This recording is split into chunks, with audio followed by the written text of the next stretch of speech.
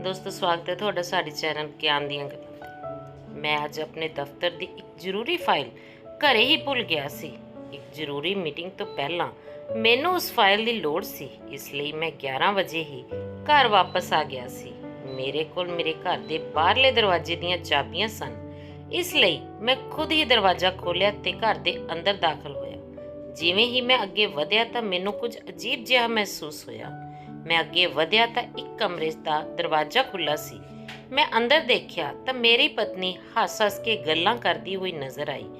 ਦੂਜੇ ਪਾਸੇ ਸਾਡੀ ਨੌਕਰਾਨੀ ਸਿਰ ਤੇ ਚੁੰਨੀ ਲੈ ਕੇ ਬੈਠੀ ਸੀ। ਮੈਂ ਜਿਵੇਂ ਹੀ ਅੱਗੇ ਵਧਿਆ ਤਾਂ ਨੌਕਰਾਨੀ ਨੇ ਝੱਟ ਆਪਣੀ ਚੁੰਨੀ ਨਾਲ ਮੂੰਹ ਢੱਕ ਲਿਆ ਤੇ ਭੱਜਣ ਦੀ ਕੋਸ਼ਿਸ਼ ਕੀਤੀ। ਮੈਨੂੰ ਸ਼ੱਕ ਹੋਇਆ ਕਿਉਂਕਿ ਉਹ ਤੇਜ਼ੀ ਨਾਲ ਭੱਜੀ ਸੀ ਤੇ ਮੈਂ ਉਸ ਨੂੰ ਫੜ ਨਹੀਂ ਸਕਿਆ ਸੀ, ਪਰ ਉਸ ਦੀ ਚੁੰਨੀ ਮੇਰੇ ਹੱਥ ਆ ਗਈ ਸੀ।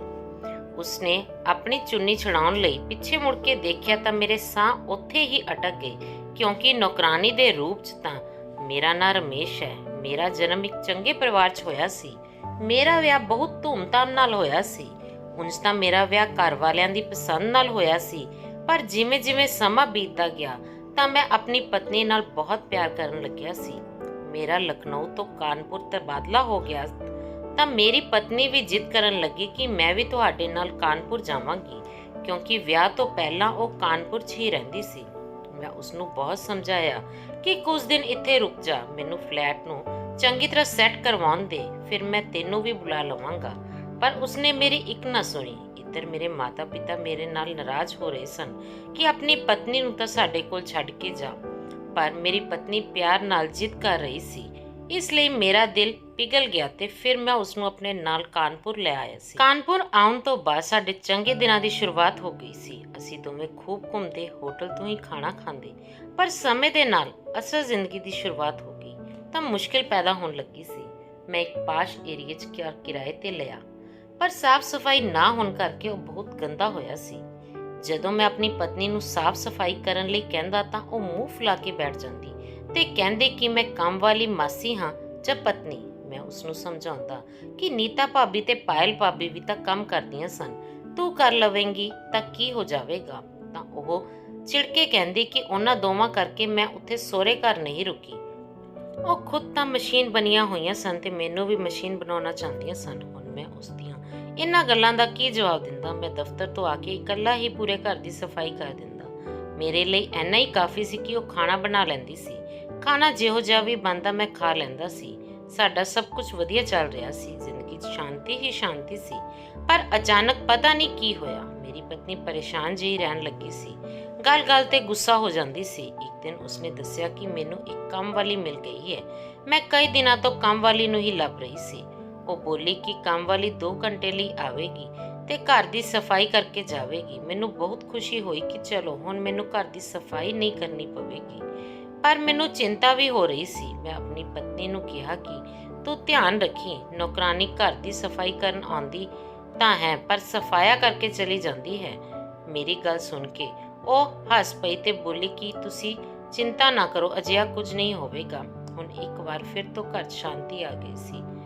ਮੇਰੀ ਪਤਨੀ ਖੁਸ਼ ਤੇ ਸੱਜ-ਧਜ ਕੇ ਰਹਿਣ ਲੱਗੀ ਸੀ। ਮੈਂ ਘਰ ਆਉਂਦਾ ਤਾਂ ਉਸਨੂੰ ਬਹੁਤ ਖੁਸ਼ ਦੇਖਦਾ ਸੀ। ਮੈਨੂੰ ਇਹ ਤਸੱਲੀ ਹੋ ਗਈ ਸੀ ਕਿ ਚਲੋ ਸਭ ਕੁਝ ਠੀਕ ਹੋ ਗਿਆ ਹੈ। ਪਰ ਇੱਕ ਦਿਨ ਮੈਂ ਦਫ਼ਤਰ ਦੀ ਇੱਕ ਜ਼ਰੂਰੀ ਫਾਈਲ ਘਰੇ ਹੀ ਭੁੱਲ ਗਿਆ। ਘਰ ਜਾ ਕੇ ਦੇਖਿਆ ਤਾਂ ਮੇਰੇ ਹੋਸ਼ ਹੀ ਉੱਡ ਗਏ ਸਨ। ਇਹ ਸਭ ਮੇਰੇ ਲਈ ਬਰਦਾਸ਼ਤ ਤੋਂ ਬਾਹਰ ਸੀ, ਇਸ ਲਈ ਮੈਂ ਆਪਣੀ ਪਤਨੀ ਨੂੰ ਇੱਕ ਕਮਰੇ 'ਚ ਬੰਦ ਕਰ ਦਿੱਤਾ ਸੀ। ਦੇਰ ਰਾਤ ਜਦੋਂ ਮੈਂ ਘਰ ਆਇਆ ਤਾਂ ਮੇਰੀ ਪਤਨੀ ਨੇ ਜ਼ੋਰ-ਜ਼ੋਰ ਨਾਲ ਦਰਵਾਜ਼ਾ ਕੁੱਟਣਾ ਸ਼ੁਰੂ ਕਰ ਦਿੱਤਾ। ਮੈਂ ਪਰੇਸ਼ਾਨ ਹੋ ਕੇ ਦਰਵਾਜ਼ਾ ਖੋਲ੍ਹ ਦਿੱਤਾ ਤੇ ਉਸ ਤੋਂ ਪੁੱਛਿਆ ਕਿ ਤੂੰ ਮੈਨੂੰ ਸਿੱਧੀ ਤਰ੍ਹਾਂ ਦੱਸ ਕਿ ਅੱਜ ਸਾਡੇ ਘਰ ਨੌਕਰਾਨੀ ਦੇ ਰੂਪ 'ਚ ਕੌਣ ਮੌਜੂਦ ਸੀ। ਤਾਂ ਉਹ ਬੋਲੀ, ਤੁਹਾਨੂੰ ਮੇਰੀ ਪਹਿਲਾਂ ਤੁਸੀਂ ਮੇਰੀ ਗੱਲ ਸੁਣੋ, ਫਿਰ ਮੈਂ ਤੁਹਾਨੂੰ ਉਸ ਨਾਲ ਮਿਲਾ ਦੇਵਾਂਗੀ। ਮੈਂ ਆਪਣੀ ਪਤਨੀ ਨੂੰ ਇੱਕ ਮੌਕਾ ਦੇ ਦਿੱਤਾ ਸੀ। ਮੈਂ ਦਿਲੋਂ ਇਹੀ ਚਾਹੁੰਦਾ ਸੀ ਕਿ ਉਹ ਮੇਰੇ ਸ਼ੱਕ ਝੂਠੇ ਸਾਬਿਤ ਕਰ ਦੇਵੇ, ਕਿਉਂਕਿ ਮੈਂ ਉਸ ਨਾਲ ਬਹੁਤ ਪਿਆਰ ਕਰਦਾ ਸੀ। ਮੇਰੀ ਪਤਨੀ ਨੇ ਆਪਣੇ ਹੰਝੂ ਪੂੰਝੇ ਤੇ ਕਹਿਣ ਲੱਗੀ ਕਿ ਰਮੇਸ਼, ਅਸੀਂ 7 ਭੈਣਾਂ ਤੇ ਇੱਕ ਭਰਾ ਸੀ। ਪਿਤਾ ਜੀ ਦਿਹਾੜੀ ਮਜ਼ਦੂਰੀ ਤੇ ਮਾਂ ਦਰਜੀ ਸੀ। ਅਸੀਂ ਸਾਰੇ ਛੋਟੇ-ਛੋਟੇ ਸੀ ਤਾਂ ਸਾਡੇ ਢਿੱਡ ਵੀ ਛੋਟੇ ਸਨ। ਸਾਡਾ ਢਿੱਡ ਮਾਂ ਦੀ ਸਿਲਾਈ ਦੀ ਕਮਾਈ ਨਾਲ ਭਰ ਜਾਂਦਾ। ਜਦੋਂ ਅਸੀਂ ਵੱਡੇ ਹੋਏ ਤਾਂ ਸਾਡੀ ਭੁੱਖ ਵੀ ਵੱਧ ਗਈ। ਹੁਣ ਘੱਟ ਖਾਣ ਨਾਲ ਕਿੱਥੇ ਗੁਜ਼ਾਰਾ ਹੁੰਦਾ ਸੀ। ਮਾਂ ਦਾਲ ਬਣਾਉਣ ਵਾਲਾ ਬਰਤਨ ਚੁੱਲ੍ਹੇ ਤੇ ਚੜਾ ਦਿੰਦੀ ਤੇ ਜੀ ਭਰ ਕੇ ਦਾਲ 'ਚ ਪਾਣੀ ਪਾ ਦਿੰਦੀ, ਪਰ ਸਾਨੂੰ ਰੋਟੀ ਹਰ ਵਾਰ ਘੱਟ ਜਾਂਦੀ ਸੀ। ਅਸੀਂ ਖਾਲੀ ਢਿੱਡ ਹੀ ਉੱਠ ਜਾਂਦੇ ਸੀ। ਜਦੋਂ ਕਈ ਦਿਨਾਂ ਤੱਕ ਅਜਿਹੀ ਹੀ ਮੁਸੀਬਤ ਝੱਲਣੀ ਪੈ ਰਹੀ ਸੀ ਤਾਂ ਅਸੀਂ ਸਾਰੇ ਭੈਣ ਭਰਾ ਇੱਕ ਦੂਜੇ ਤੋਂ ਖਾਣਾ ਖੋਹ ਕੇ ਖਾਣ ਲੱਗੇ ਸੀ। ਮੇਰਾ ਸਭ ਤੋਂ ਛੋਟਾ ਭਰਾ ਅਬੇ ਖਾਣਾ ਮੁੱਠੀਆਂ 'ਚ ਭਰ ਲੈਂਦਾ ਸੀ। ਅਸੀਂ ਉਸ ਨੂੰ ਕੁਝ ਨਹੀਂ ਕਹਿੰਦੇ ਸੀ। ਜਦੋਂ ਸਾਰੇ ਲੜ ਝਗੜ ਕੇ ਉੱਠ ਜਾਂਦੇ ਤਾਂ ਉਹ ਆਪਣੇ ਛੋਟੇ-ਛੋਟੇ ਹੱਥਾਂ 'ਚੋਂ ਰੋਟੀ ਦੇ ਟੁਕੜੇ ਕੱਢ ਕੇ ਮਾਂ ਨੂੰ ਖਵਾਉਣ ਲੱਗ ਜਾਂਦਾ। ਜਦੋਂ ਮਾਂ ਰੋਂਦੀ ਤਾਂ ਅਬੇ ਆਪਣੀ ਕਮੀਜ਼ ਨਾਲ ਮਾਂ ਦੇ ਹੰਝੂ ਪੂੰਝਦਾ। ਮੇਰੀ ਸਭ ਤੋਂ ਵੱਡੀ ਭੈਣ 17 ਸਾਲ ਦੀ ਸੀ ਤੇ ਅਬੇ 4 ਸਾਲ ਦਾ ਸੀ। ਇਹ ਜੋ ਉਮਰ ਦਾ ਅੰਤਰ ਸੀ ਇਹ ਬਹੁਤ ਹੀ ਖਤਰਨਾਕ ਸੀ। ਭੈਣ ਦੇ ਵਿਆਹ ਦੀ ਉਮਰ ਨਿਕਲਦੀ ਜਾ ਰਹੀ ਸੀ, ਪਰ ਗਰੀਬ ਘਰ ਦੀ ਲੜਕੀ ਨਾਲ ਕੌਣ ਵਿਆਹ ਕਰਦਾ। ਹੁਣ ਸਾਨੂੰ ਭੈਣਾਂ ਨੂੰ ਅਬੇ ਤੋਂ ਬਹੁਤ ਆਸਾਂ ਸਨ। ਅਸੀਂ ਦਿਨ ਗਿਣ ਕੇ ਕੱਟ ਰਹੇ ਸੀ ਕਿ ਕਦੋਂ ਉਹ ਜਵਾਨ ਹੋਵੇਗਾ ਤੇ ਕਦੋਂ ਸਾਡੀ ਕਿਸਮਤ ਖੁੱਲੇਗੀ। ਅਬੇ ਜਵਾਨ ਹੋ ਗਿਆ ਤੇ ਅਸੀਂ ਸਾਰੀਆਂ ਭੈਣਾਂ ਪੱਕੀ ਉਮਰ ਦੀਆਂ ਹੁੰਦੀਆਂ ਗਈਆਂ। ਜਦੋਂ ਅਸੀਂ ਆਪਣੀ ਕਿਸਮਤ ਤੇ ਰੋਂਦੇ ਸੀ ਤਾਂ ਉਹ ਸਭ ਤੋਂ ਵੱਡੀ ਭੈਣ ਰੀਨਾ ਦੇ ਗਲੇ ਲੱਗ ਕੇ ਰੋ ਪੈਂਦਾ। ਮਾਂ ਆਪਣਾ ਮੱਥਾ ਪਿੱਟਦੀ ਰਹਿ ਜਾਂਦੀ। ਮਾਂ ਅਬੇ ਨੂੰ ਬਹੁਤ ਸਮਝਾਉਂਦੀ ਸੀ ਕਿ ਤੂੰ ਇੱਕ ਮਰਦ ਹੈ। ਜਦੋਂ ਇੱਕ ਔਰਤ ਕਿਸੇ ਮਰਦ ਦੇ ਸਾਹਮਣੇ ਹੰਝੂ ਪਵਾਉਂਦੀ ਹੈ ਤਾਂ ਮਰਦ ਆਪਣੀ ਹਿੰਮਤ ਇਕੱਠੀ ਕਰਕੇ ਉਸ ਦੇ ਹੰਝੂ ਪੂੰਝਦਾ ਹੈ, ਖੁਦ ਰੋਣ ਨਹੀਂ ਬੈਠ ਜਾਂਦਾ। ਪਰ ਅਬੇ ਨੂੰ ਇਹ ਗੱਲਾਂ ਕਿੱਥੇ ਸਮਝ ਆਉਂਦੀਆਂ ਸਨ। ਉਸ ਵਿਚਾਰੇ ਦੇ ਵੀ ਸਾਡੇ ਵਾਂਗ ਹੀ ਨਸੀਬ ਫੁੱਟੇ ਹੋਏ ਸਨ। ਪੜ੍ਹਾਈ ਤੋਂ ਦੂਰ ਹੋਇਆ ਸੀ ਤੇ ਹੁਨਰ ਤੋਂ ਵੀ। ਜਦੋਂ ਉਹ 17 ਸਾਲ ਦਾ ਹੋਇਆ ਤਾਂ ਮਾਂ ਨੇ ਉਸ ਨੂੰ ਬਿਜਲੀ ਦਾ ਕੰਮ ਸਿੱਖਣ ਲਾ ਦਿੱਤਾ ਸੀ, ਪਰ ਉਦੋਂ ਤੱਕ ਉਸ ਕੋਲ ਕੰਮ ਸਿੱਖਣ ਲਈ ਸਮਾਂ ਹੀ ਨਹੀਂ ਬਚਿਆ ਸੀ। ਮਾਂ ਦੀਆਂ ਅੱਖਾਂ ਦੀ ਰੋਸ਼ਨੀ ਬਹੁਤ ਕਮਜ਼ੋਰ ਹੋ ਚੁੱਕੀ ਸੀ। ਉਹ ਸਿਲਾਈ ਨਹੀਂ ਕਰ ਸਕਦੀ ਸੀ। ਵੱਡੀ ਭੈਣ ਵੀ ਸਿਲਾਈ ਤੋਂ ਪਿੱਛੇ ਹਟ ਚੁੱਕੀ ਸੀ। ਹੁਣ ਸਵੇਰੇ ਸ਼ਾਮ ਸਾਡੇ ਹਾਲਾਤ ਇੱਕੋ ਜਿਹੇ ਸਨ। ਅਸੀਂ ਭੁੱਖੇ ਰਹਿੰਦੇ ਤਾਂ ਪਿਤਾ ਜੀ ਸ਼ਾਮ ਨੂੰ ਖੂਬ ਸ਼ਰਾਬ ਪੀ ਕੇ ਆਉਂਦੇ ਸਨ ਤੇ ਬਿਸਤਰ ਤੇ ਢੇਰ ਹੋ ਜਾਂਦੇ ਸਨ। ਮਾਂ ਰਾਤ ਨੂੰ ਭੁੱਖ ਕਾਰਨ ਰੋ ਰਹੀ ਸੀ। ਅਬੇ ਨੀਂਦ 'ਚ ਉੱਠ ਕੇ ਉਹਨਾਂ ਕੋਲ ਗਿਆ ਤੇ ਉਹਨਾਂ ਦੇ ਗਲੇ ਲੱਗ ਕੇ ਰੋਣ ਲੱਗਿਆ। ਫਿਰ ਸਵੇਰ ਹੋਈ ਤਾਂ ਉਸਨੇ ਆਪਣਾ ਫੈਸਲਾ ਸੁਣਾ ਦਿੱਤਾ ਕਿ ਉਹ ਬਿਜਲੀ ਦਾ ਕੰਮ ਨਹੀਂ ਸਿੱਖੇਗਾ, ਸਗੋਂ ਦਿਹਾੜੀ ਮਜ਼ਦੂਰੀ ਕਰੇਗਾ। ਸਮੇਂ ਦੀ ਮੰਗ ਵੀ ਇਹੀ ਸੀ। ਤਾਂ ਅਸੀਂ ਸਾਰੇ ਚੁੱਪ ਹੀ ਰਹੇ। ਹੁਣ ਇੱਕ ਲੜਕਾ ਅਕਸਰ ਅਬੇ ਨਾਲ ਸਾਡੇ ਘਰ ਆਉਂਦਾ ਸੀ। ਉਸਦਾ ਨਾਂ ਰੋਸ਼ਨ ਸੀ। ਉਹ ਉਮਰ 'ਚ ਅਬੇ ਤੋਂ ਕਾਫੀ ਵੱਡਾ ਸੀ। ਸ਼ਾਇਦ ਮੈਥੋਂ ਵੀ ਉਹ 1-2 ਸਾਲ ਵੱਡਾ ਹੀ ਸੀ। ਉਹ ਮਾਂ ਨੂੰ ਆ ਕੇ ਦਿਲਾਸਾ ਦਿੰਦਾ ਕਿ ਚਿੰਤਾ ਨਾ ਕਰੋ, ਸਭ ਕੁਝ ਠੀਕ ਹੋ ਜਾਵੇਗਾ। ਉਹ ਚੋਰੀ ਮੈਨੂੰ ਦੇਖਦਾ ਰਹਿੰਦਾ ਸੀ। ਉਸ ਨੂੰ ਮੈਂ ਚੰਗੀ ਲੱਗਣ ਲੱਗੀ ਸੀ ਤੇ ਮੈਨੂੰ ਵੀ ਉਸਨੇ ਮੈਨੂੰ ਕਿਹਾ ਕਿ ਜਦੋਂ ਉਸਦੇ ਘਰ ਦੇ ਹਾਲਾਤ ਠੀਕ ਹੋ ਜਾਣਗੇ ਤਾਂ ਉਹ ਮੈਨੂੰ ਆਪਣੀ ਦੁਲਹਨ ਬਣਾ ਕੇ ਲੈ ਜਾਵੇਗਾ। ਪਰ ਇੱਕ ਦਿਨ ਰੋਸ਼ਨ ਗਾਇਬ ਹੋ ਗਿਆ। ਮੈਨੂੰ ਉਮੀਦ ਸੀ ਕਿ ਉਹ ਇੱਕ ਦਿਨ ਜ਼ਰੂਰ ਵਾਪਸ ਆ ਜਾਵੇਗਾ। ਇਸ ਦਰਮਿਆਨ ਅਬੇ ਵੀ ਪੂਰਾ ਦਿਨ ਘਰੋਂ ਗਾਇਬ ਰਹਿੰਦਾ ਸੀ। ਹੁਣ ਤਾਂ ਉਹ ਰਾਤ ਵੀ ਬਾਹਰ ਗੁਜ਼ਾਰਨ ਲੱਗਿਆ ਸੀ। ਇੱਕ ਦਿਨ ਉਹ ਰੋਜ਼ਾਨਾ ਵਾਂਗ ਘਰੋਂ ਬਾਹਰ ਨਿਕਲਿਆ ਤੇ ਵਾਪਸ ਹੀ ਨਾ ਆਇਆ। ਮਾਂ ਤੇ ਸਾਡਾ ਸਾਰੀਆਂ ਭੈਣਾਂ ਦਾ ਰੋ ਕੇ ਬੁਰਾ ਹਾਲ ਹੋ ਗਿਆ ਸੀ। ਮਾਂ ਸਾਰਾ ਦਿਨ ਰੋਂਦੀ ਰਹਿੰਦੀ ਸੀ ਜਿਵੇਂ ਉਸਦੀ ਮੌਤ ਹੋ ਗਈ ਹੋਵੇ। ਅਸੀਂ ਬਹੁਤ ਦੁਖੀ ਰਹਿਣ ਲੱਗੇ ਸੀ। ਅਸੀਂ ਕਈ ਦਿਨਾਂ ਤੋਂ ਖਾਣਾ ਨਹੀਂ ਸੀ ਖਾਧਾ, ਜਿਸ ਕਰਕੇ ਮੇਰੀ ਵੱਡੀ ਭੈਣ ਜਦੋਂ ਪੌੜੀਆਂ ਤੇ ਚੜੀ ਤਾਂ ਚੱਕਰ ਆਉਣ ਕਰਕੇ ਡਿੱਗ ਗਈ। ਉਸਦੇ ਸਿਰ ਤੇ ਡੂੰਘੀ ਸੱਟ ਵੱਜੀ, ਜਿਸ ਕਰਕੇ ਉਸਦੀ ਮੌਤ ਹੋ ਗਈ। ਦੀਦੀ ਦੀ ਮੌਤ ਹੋ ਗਈ, ਪਰ ਨਾ ਮਾਂ ਰੋਈ ਨਾ ਅਸੀਂ ਭੈਣਾਂ ਰੋਈਆਂ। ਮਾਂ ਬੋਲੀ ਕਿ ਰੀਨਾ ਦੀ ਭੁੱਖ ਮਰ ਗਈ। ਅਸੀਂ ਕਿਹਾ ਕਿ ਉਹ ਖੁਸ਼ ਨਸੀਬ ਸੀ, ਅਸੀਂ ਬਦਨਸੀਬ ਭੈਣਾਂ ਜਿਉਂਦੀਆਂ ਸੀ। 1 ਮਹੀਨਾ ਬੀਤ ਗਿਆ ਹੋਵੇਗਾ ਕਿ ਅਬੇ ਵਾਪਸ ਆਇਆ। ਉਹ ਢੇਰ ਸਾਰੇ ਪੈਸੇ ਲੈ ਕੇ ਆਇਆ ਸੀ। ਆਪਣੇ ਨਾਲ ਉਹ ਨੀਲੀ ਸ਼ਾਲ ਵੀ ਲਿਆਇਆ ਸੀ। ਅਬੇ ਬੋਲਿਆ ਕਿ ਮਾਂ ਇਹ ਸ਼ਾਲ ਰੀਨਾ ਲਈ ਹੈ ਤਾਂ ਮਾਂ ਬੋਲੀ ਕਿ ਬੇਟਾ ਉਹ ਹੁਣ ਇਸ ਨੂੰ ਲੈਣ ਲਈ ਇਸ ਦੁਨੀਆ 'ਚ ਨਹੀਂ ਰਹੀ। ਇਹ ਸੁਣਦੇ ਹੀ ਉਹ ਹੈਰਾਨੀ 'ਚ ਸਾਰਿਆਂ ਦੇ ਮੂੰਹ ਵੱਲ ਦੇਖਣ ਲੱਗੀ। ਸਾਡੀਆਂ ਸਾਰੀਆਂ ਭੈਣਾਂ ਦੀ ਗਿਣਤੀ ਕਰਨ ਤੋਂ ਬਾਅਦ ਬੋਲਿਆ ਕਿ ਮਾਂ ਰੀਨਾ ਕਿਉਂ ਮਰ ਗਈ? ਪਿਤਾ ਜੀ ਮਰ ਜਾਂਦੇ ਤਾਂ ਚੰਗਾ ਹੁੰਦਾ। ਅਬੇ ਹੁਣ ਗੱਲ ਤੇ ਰੋਂਦਾ ਨਹੀਂ ਸੀ। ਉਹ ਦੁੱਖ ਦੀ ਗੱਲ ਸੁਣ ਕੇ ਹੱਸ ਪੈਂਦਾ ਸੀ। ਅਬੇ ਦੇ ਘਰ ਆਉਣ ਤੋਂ ਬਾਅਦ ਹੁਣ ਘਰ 'ਚ ਹਰ ਵਿਵਸਥਾ ਵਧੀਆ ਹੋ ਗਈ ਸੀ। ਉਸਨੇ ਮਾਂ ਨੂੰ ਕਿਹਾ ਕਿ ਮੈਂ ਇੱਕ ਬਿਜ਼ਨਸ ਕਰਨ ਲੱਗਿਆ ਹਾਂ। ਫਿਰ ਮਾਂ ਨੇ ਕਿਹਾ ਕਿ ਭਗਵਾਨ ਦਾ ਸ਼ੁਕਰ ਹੈ।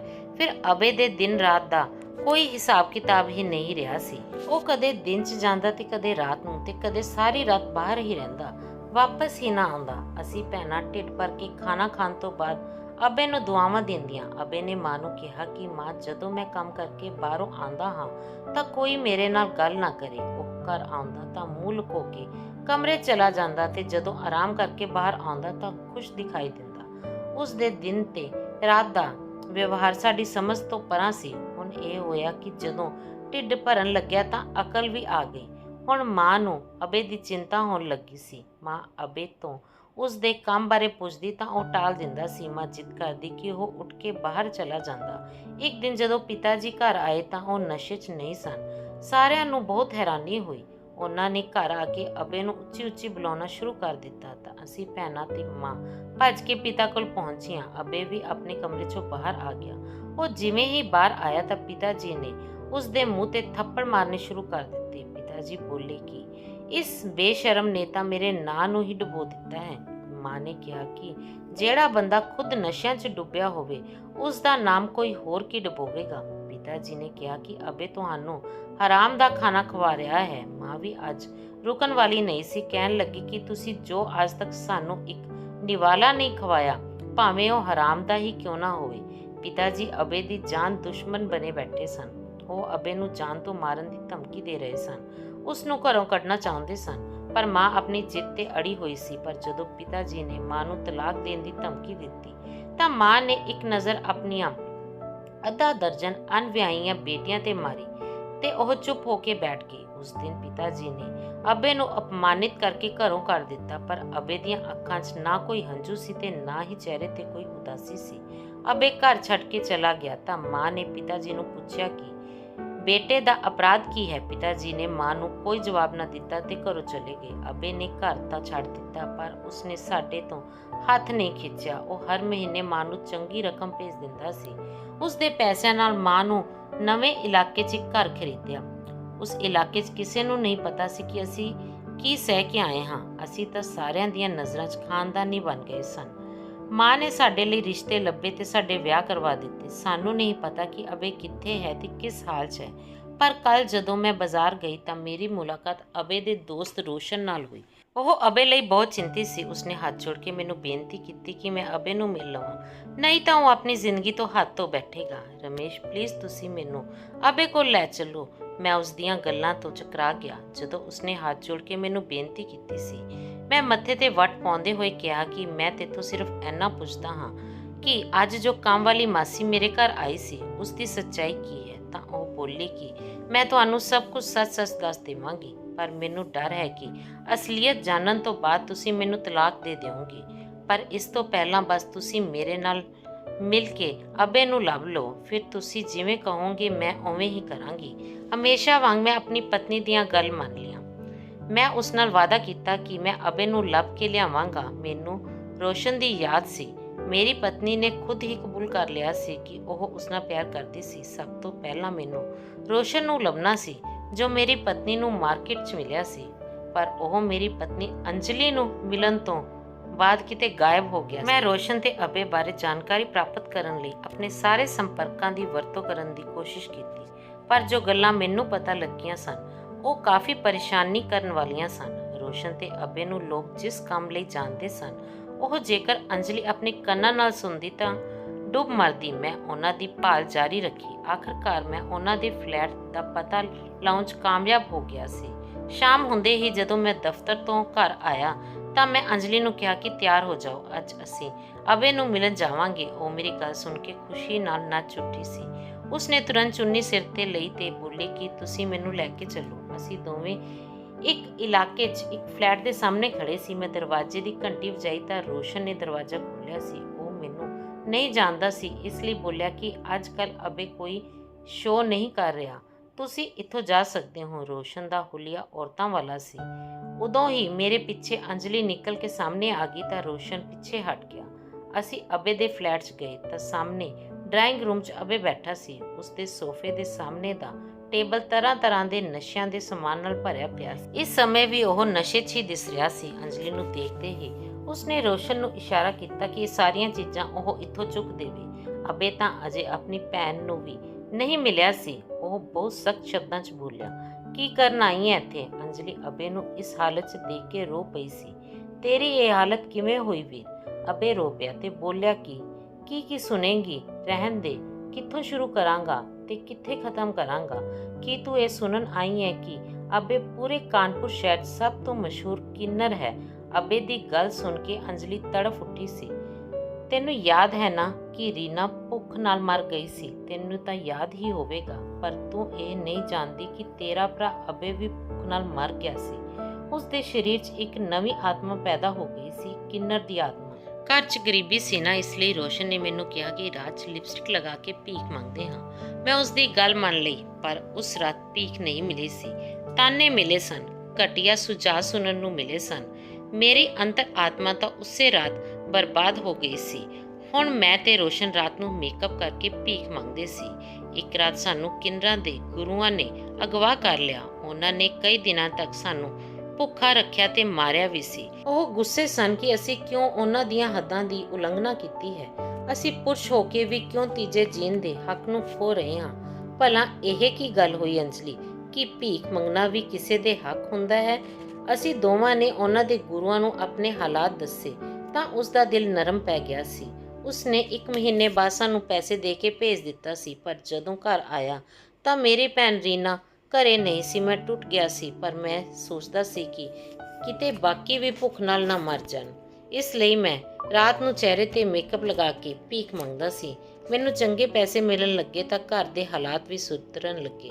ਪਰ ਹਮੇਸ਼ਾ ਹਰਾਮ ਦੀ ਪੀਣ ਵਾਲੇ ਪਿਤਾ ਨੂੰ ਮੇਰੀ ਕਮਾਈ ਹਰਾਮ ਕਿਵੇਂ ਲੱਗ ਗਈ? ਉਸਨੂੰ ਕਿਸਨੇ ਦੱਸਿਆ ਸੀ ਕਿ ਮੈਂ ਕਿੰਨਰ ਬਣ ਕੇ ਸੜਕ ਤੇ ਭੀਖ ਮੰਗਦਾ ਹਾਂ? ਉਸਨੇ ਮੈਨੂੰ ਘਰੋਂ ਕੱਢ ਦਿੱਤਾ ਤਾਂ ਮੈਂ ਜਿੱਥੇ ਅੜ ਗਿਆ ਤੇ ਵਾਪਸ ਉਸ ਗੁਰੂ ਕੋਲ ਚਲਾ ਗਿਆ ਜਿਸ ਨੇ ਮੈਨੂੰ ਅਗਵਾ ਕਰਵਾਇਆ ਸੀ। ਮੈਂ ਉਸਨੂੰ ਕਿਹਾ ਕਿ ਗੁਰੂ ਮੈਨੂੰ ਆਪਣੇ ਨਾਲ ਮਿਲਾ ਲੈ। ਉਹ ਹੱਸਣ ਲੱਗਿਆ ਸੀ। ਉਸਦੇ ਸ਼ਬਦ ਅੱਜ ਵੀ ਮੈਨੂੰ ਯਾਦ ਹਨ। ਉਹ ਬੋਲ ਰਿਹਾ ਸੀ ਕਿ ਜੇਕਰ ਤੂੰ ਨੱਚਣਾ ਤੇ ਗਾਉਣਾ ਸਿੱਖ ਲਿਆ ਤਾਂ ਤੂੰ ਬਹੁਤ ਅੱਗੇ ਜਾਵੇਂਗਾ, ਕਿਉਂਕਿ ਤੇਰੇ 'ਚ ਨਜ਼ਾਕਤ ਵੀ ਬਹੁਤ ਹੈ। ਮੈਂ ਫਿਰ ਸਭ ਕੁਝ ਸਿੱਖ ਲਿਆ, ਅਦਾਵਾਂ, ਨੱਚਣਾ, ਗਾਣਾ। ਮੈਂ ਆਪਣੇ ਸ਼ਰਾਬੀ ਪਿਤਾ ਦੇ ਹੱਥੋਂ ਮਜਬੂਰ ਹੋ ਕੇ ਮਰਦ ਤੋਂ ਕਿੰਨਰ ਬਣ ਗਿਆ। ਪੂਰੇ ਸ਼ਹਿਰ 'ਚ ਮੇਰੇ ਨਾਂ ਦਾ ਡੰਕਾ ਵੱਜਣ ਲੱਗਿਆ ਸੀ। ਲੋਕ ਮੈਨੂੰ ਦੂਰ ਦੂਰ ਤੋਂ ਆਪਣੇ ਵਿਆਹ ਦੇ ਪ੍ਰੋਗਰਾਮਾਂ 'ਚ ਬੁਲਾਉਂਦੇ ਸਨ। ਮੈਂ ਜਾਂਦਾ ਤੇ ਡਾਂਸ ਕਰਕੇ ਖੂਬ ਪੈਸੇ ਕਮਾਉਂਦਾ ਸੀ। ਫਿਰ ਉਹ ਪੈਸੇ ਆਪਣੇ ਸਾਹਮਣੇ ਰੱਖਦਾ ਤੇ ਨਸ਼ੇ 'ਚ ਟੱਲੀ ਹੋ ਕੇ ਆਪਣੇ ਆਪ ਨੂੰ ਮਾਰਦਾ, ਖੁਦ ਨੂੰ ਗਾਲਾਂ ਦਿੰਦਾ ਕਿ ਮੈਂ ਕਿਹੋ ਜਿਹਾ ਮਰਦ ਹਾਂ ਜੋ ਹਾਲਾਤ ਤੋਂ ਤੰਗ ਆ ਕੇ ਕਿੰਨਰ ਬਣ ਗਿਆ। ਫਿਰ ਉਹ ਸਾਰੇ ਪੈਸੇ ਤੁਹਾਨੂੰ ਭੇਜ ਦਿੰਦਾ ਸੀ। ਜਿਸ ਦਿਨ ਤੁਹਾਡੇ ਚੋਂ ਕਿਸੇ ਇੱਕ ਭੈਣ ਦਾ ਵਿਆਹ ਹੁੰਦਾ ਤਾਂ ਮੈਂ ਸਾਰੇ ਪ੍ਰੋਗਰਾਮ ਰੱਦ ਕਰਕੇ ਲੜਕੀਆਂ ਵਰਗੇ ਕੱਪੜੇ ਪਾ ਕੇ ਬਹੁਤ ਖੁਸ਼ ਹੋ ਜਾਂਦਾ ਸੀ ਕਿ ਤੁਹਾਡੇ ਭੈਣਾਂ ਦੇ ਸਿਰ ਤੇ ਹੱਥ ਰੱਖ ਕੇ ਤੁਹਾਨੂੰ ਵਿਦਾ ਕਰ ਦੇਵਾਂ। ਪਰ ਫਿਰ ਸੋਚਦਾ ਕਿ ਜੇਕਰ ਉੱਥੇ ਕਿਸੇ ਬਰਾਤੀ ਨੇ ਮੈਨੂੰ ਪਹਿਚਾਨ ਲਿਆ ਤਾਂ ਕੀ ਹੋਵੇਗਾ। ਬਸ ਇਹੀ ਸੋਚ ਕੇ ਫਿਰ ਤੋਂ ਰੋਣ ਲੱਗਦਾ। ਫਿਰ ਇੱਕ ਇੱਕ ਕਰਕੇ ਤੁਹਾਡੇ ਸਾਰਿਆਂ ਦੇ ਵਿਆਹ ਹੋ ਗਏ ਤਾਂ ਪਿਤਾ ਜੀ ਹੋਰ ਜ਼ਿਆਦਾ ਬੇਫਿਕਰ ਹੋ ਗਏ ਸਨ। ਮੈਨੂੰ ਤਾਂ ਪਤਾ ਵੀ ਨਹੀਂ ਸੀ ਕਿ ਮਾਂ ਮੇਰੇ ਪੈਸਿਆਂ ਚੋਂ ਉਸ ਬੇਫਿਕਰ ਇਨਸਾਨ ਨੂੰ ਵੀ ਪੈਸੇ ਦਿੰਦੀ ਹੋਵੇਗੀ। ਪਰ ਕੀ ਤੁਹਾਨੂੰ ਪਤਾ ਹੈ ਅੰਜਲੀ, ਜਦੋਂ ਮੈਂ ਇੱਕ ਸਮਾਰੋਹ 'ਚ ਮੰਚ ਤੇ ਪਰਫਾਰਮ ਕਰ ਰਿਹਾ ਸੀ ਤਾਂ ਮੇਰੀ ਨਜ਼ਰ ਕਿਸ ਤੇ ਪਈ? ਉਸ ਵਿਅਕਤੀ ਤੇ ਜਿਸ ਨੂੰ ਅਸੀਂ ਆਪਣਾ ਪਿਤਾ ਕਹਿੰਦੇ ਹਾਂ। ਉਹ ਨਸ਼ੇ 'ਚ ਟੱਲੀ ਸੀ। ਮੇਰੇ ਮੇਕਅਪ ਦੇ ਪਿੱਛੇ ਲੁਕੇ ਚਿਹਰੇ ਨੂੰ ਪਹਿਚਾਨ ਨਹੀਂ ਸਕਿਆ ਸੀ। ਪਿਤਾ ਜੀ ਮੇਰੇ ਇੱਕ ਠੁਮਕੇ ਤੇ ਪੈਸਿਆਂ ਦੀ ਬਰਸਾਤ ਕਰ ਰਹੇ ਸਨ। ਮੈਂ ਉਸ ਪ੍ਰੋਗਰਾਮ ਨੂੰ ਪੂਰਾ ਕਰਨ ਤੋਂ ਬਾਅਦ ਪਿਤਾ ਦੇ ਕੰਨ 'ਚ ਜਾ ਕੇ ਕਿਹਾ ਕਿ ਪਿਤਾ ਜੀ, ਮੈਂ ਤੁਹਾਡਾ ਅਬੇ ਹਾਂ। ਕੀ ਮੈਂ ਸਾਰਿਆਂ ਨੂੰ ਦੱਸ ਦੇਵਾਂ ਕਿ ਤੁਸੀਂ ਮੈਨੂੰ ਜਨਮ ਦਿੱਤਾ ਹੈ? ਮੇਰੇ ਹਰਾਮ ਦੇ ਪੈਸਿਆਂ ਨਾਲ ਤੁਸੀਂ ਬਹੁਤ ਇੱਜ਼ਤਦਾਰ ਬਣੇ ਬੈਠੇ ਹੋ। ਮੇਰੀਆਂ ਗੱਲਾਂ ਸੁਣ ਕੇ ਪਿਤਾ ਜੀ ਨੇ ਮੇਰੇ ਮੂੰਹ ਤੇ ਥੁੱਕ ਦਿੱਤਾ। ਅੰਜਲੀ ਅਬੇ ਉੱਚੀ ਉੱਚੀ ਰੋਣ ਲੱਗੇ ਸੀ। ਅੰਜਲੀ ਉਸ ਨੂੰ ਗੱਲ ਲਾ ਕੇ ਤੜਫ ਰਹੀ ਸੀ।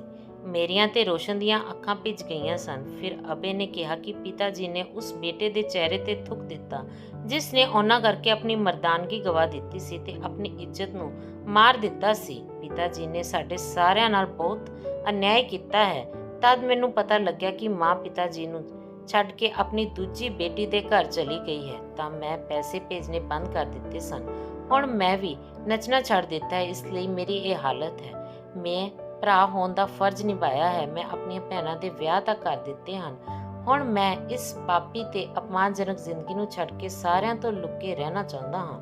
ਅੰਜਲੀ ਤੇ ਅਬੇ ਦੇ ਚਿਹਰੇ ਤੇ ਉਹਨਾਂ ਦਾ ਦੁੱਖ ਬਹੁਤ ਆਸਾਨੀ ਨਾਲ ਦੇਖਿਆ ਜਾ ਸਕਦਾ ਸੀ। ਅੰਜਲੀ ਬੋਲੀ ਕਿ ਅਬੇ, ਤੂੰ ਸਾਡੇ ਸਾਰਿਆਂ ਲਈ ਜੋ ਕੁਝ ਵੀ ਕੀਤਾ ਹੈ ਮੇਰੇ ਵੀਰ, ਉਸ ਦਾ ਕਰਜ਼ ਅਸੀਂ ਪੂਰੀ ਜ਼ਿੰਦਗੀ ਚੁਕਾ ਨਹੀਂ ਸਕਦੇ।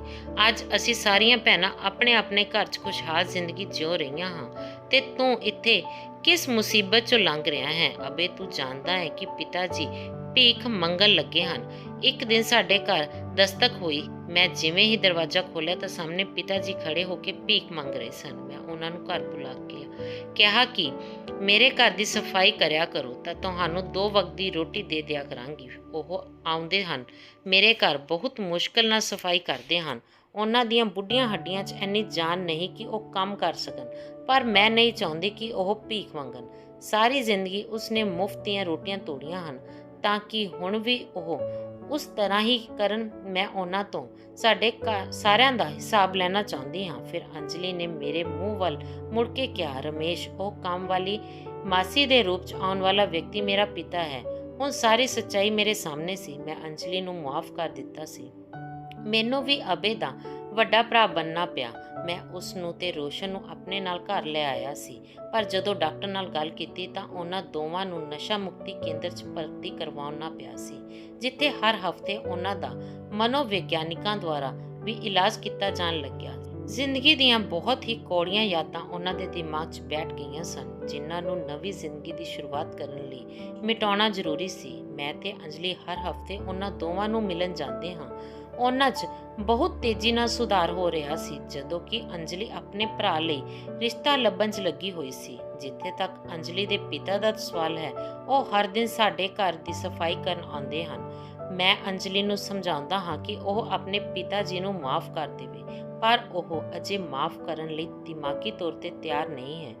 ਹੁਣ ਤੁਸੀਂ ਹੀ ਦੱਸੋ ਕਿ ਅੰਜਲੀ ਨੂੰ ਆਪਣੇ ਪਿਤਾ ਨੂੰ ਮਾਫ ਕਰ ਦੇਣਾ ਚਾਹੀਦਾ ਹੈ ਜਾਂ ਫਿਰ ਇਸੇ ਤਰ੍ਹਾਂ ਆਪਣੇ ਪਿਤਾ ਤੋਂ ਹੋਏ ਜ਼ੁਲਮ ਦਾ ਬਦਲਾ ਲੈਂਦੀ ਰਹੇ। ਸੋ ਦੋਸਤੋ, ਤੁਹਾਨੂੰ ਸਾਡੀ ਅੱਜ ਦੀ ਇਹ ਕਹਾਣੀ ਕਿਸ ਤਰ੍ਹਾਂ ਲੱਗੀ? ਜੇਕਰ ਤੁਹਾਨੂੰ ਸਾਡੀ ਇਹ ਕਹਾਣੀ ਪਸੰਦ ਆਈ ਤਾਂ ਵੀਡੀਓ ਨੂੰ ਲਾਈਕ ਕਰਨਾ ਤੇ ਕਮੈਂਟ ਕਰਕੇ ਜ਼ਰੂਰ ਦੱਸਣਾ, ਤੇ ਵੀਡੀਓ ਨੂੰ ਜ਼ਿਆਦਾ ਤੋਂ ਜ਼ਿਆਦਾ ਸ਼ੇਅਰ ਕਰਨਾ। ਜੇਕਰ ਤੁਸੀਂ ਸਾਡੇ ਚੈਨਲ ਤੇ ਨਵੇਂ ਹੋ ਤਾਂ ਸਾਡੇ ਚੈਨਲ ਗਿਆਨ ਦੀਆਂ ਗੱਲਾਂ ਨੂੰ ਜ਼ਰੂਰ ਸਬਸਕ੍ਰਾਈਬ ਕਰ ਲੈਣਾ। ਧੰਨਵਾਦ।